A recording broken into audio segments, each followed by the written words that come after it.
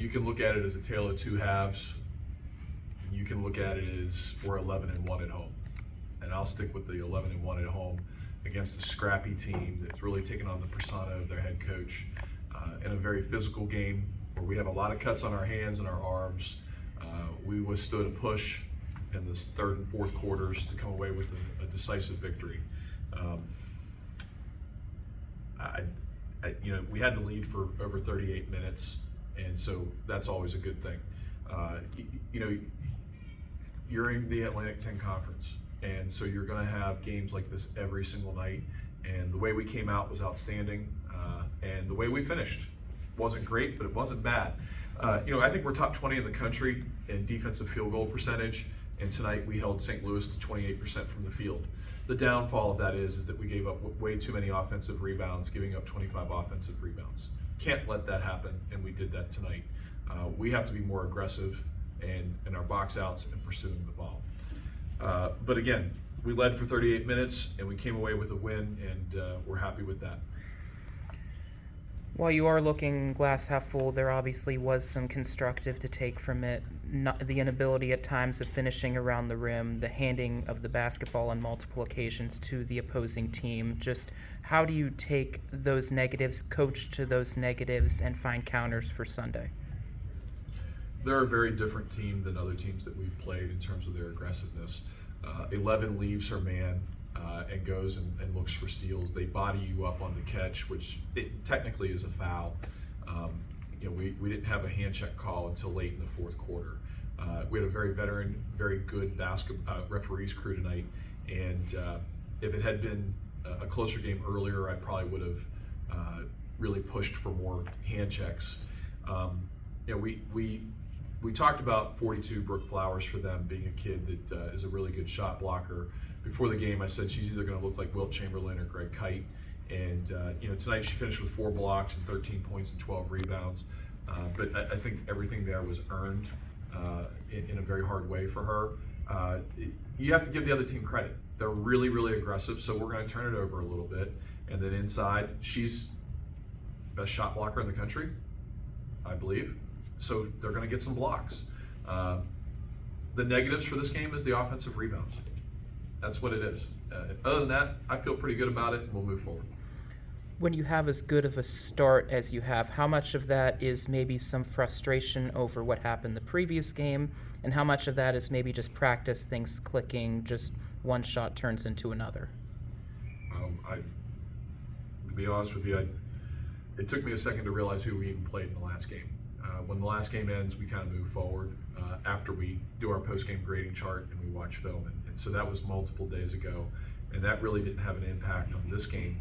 What had an impact is that we practiced the worst that we have practiced the last 2 days prior. Today's Wednesday, so Monday and Tuesday, we practiced very poorly.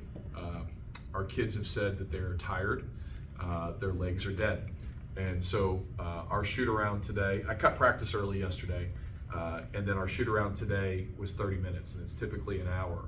And it was crisp, it was on point, it was very close to perfect execution. And that's all I really asked of them in this game tonight. And Precious Johnson's a great example of that.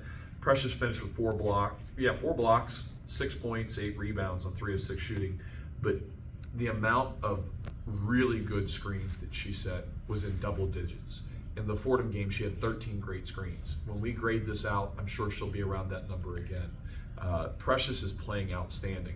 And, Maya didn't quite have the second half that she had in the first 2 quarters, but, sharing the ball the way she did in the first half and scoring and rebounding it, they got a couple blocks on her there late, and we've got to do some things about how she finishes at the rim a little bit.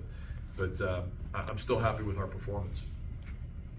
You mentioned the offensive rebounds, but on the defensive side of things, when you hold players like McMakin and Martinez to 7 of 33, and especially with Megan and Tess, how they kind of manned up against them, your thoughts about the effort for just those 2 players and their ability to play defense just against the ball? Well, McMacken, or however you say her name, she's a terrific basketball player and has been throughout her whole career. She's almost a 2,000-point scorer in college. That says a whole lot about her ability to score. She earned all 14 of those points tonight. Meg McConnell did a great job defending her. And then our other kids played really good help defense also. You have to give St. Louis credit. They went to that dribble weave, and it allowed them to get lower and lower. And so their ability to throw it up against the rim and then chase it became an easier path. If we could have eliminated the dribble weave and kept them to long twos, it would have been a harder time for them to offensive rebound. But that's game planning when we play them again. Sticking with the team defensive side of it, you mentioned the screens that Precious set. St. Louis tried to do a lot with screen and roll, but your guards really did a good job of rolling off of them, avoiding those screens and kind of switching with them well. How much of that is them paying attention? How much of that is communication? How much of that is preparation? We went under almost the entire game. There was only a few times when we went over the screen. So we went under, and St. Louis guards recognized that, and they're going to take that shot. And at one point they were 1 for 19, and so it was very successful until the fourth quarter when they then went 5 for 8, and they closed the gap on it. They're a Division I basketball team. They get scholarships. They're going to make shots. They're going to make shots, and so I'm not like I used to be a guy that would be a downer right now because we only won and it wasn't clean.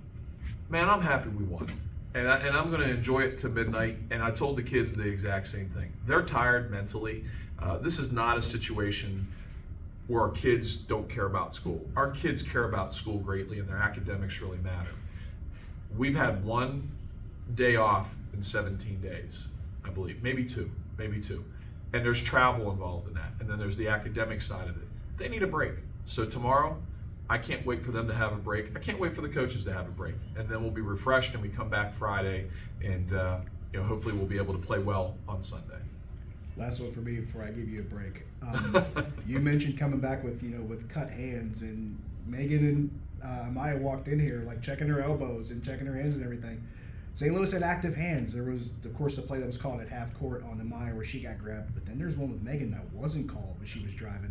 Just your thoughts on how that went down and some of the things that got missed. Those things happened, and it was a well-officiated basketball game that was allowed to be very physical. When it's a well-officiated game and it's allowed to be that physical, it benefits St. Louis. And that's the way the game was officiated.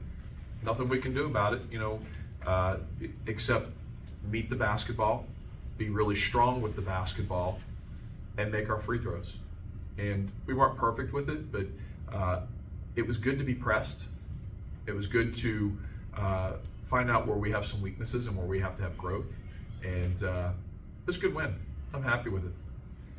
Coach, you mentioned being satisfied with being 11-1 at home. You're going to enjoy this one until midnight tonight. Once that clock turns to midnight, how do you shift the focus to Davidson and the preparation to try and get that 12th win here at home? Well, tomorrow I'm going to be on Stan Savran at noon, and I'm going to do a diversity and inclusion walk here on campus at 10:45. And sometime tomorrow afternoon, I'll sit down and crack open the laptop and start watching Davidson.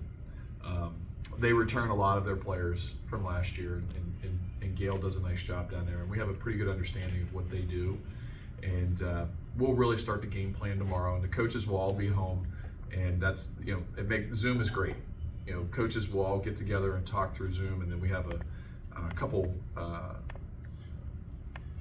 apps, as you would call them, I guess, Just Play and some other things, Synergy, where we can share clips of what we think that the opponent's going to do, and then we'll watch us also tomorrow.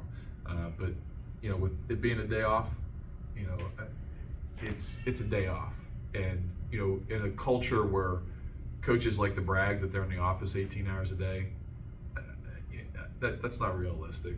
Like, yeah, you came in, but then you spent an hour gossiping with your buddy about what coaching jobs are going to open, and then you worked out for 2 hours.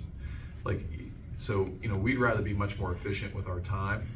And so we're all going to enjoy a day off, and we're going to be really refreshed and ready to go on Friday. Thank you for supporting women's basketball. Come out and see the Duquesne Dukes.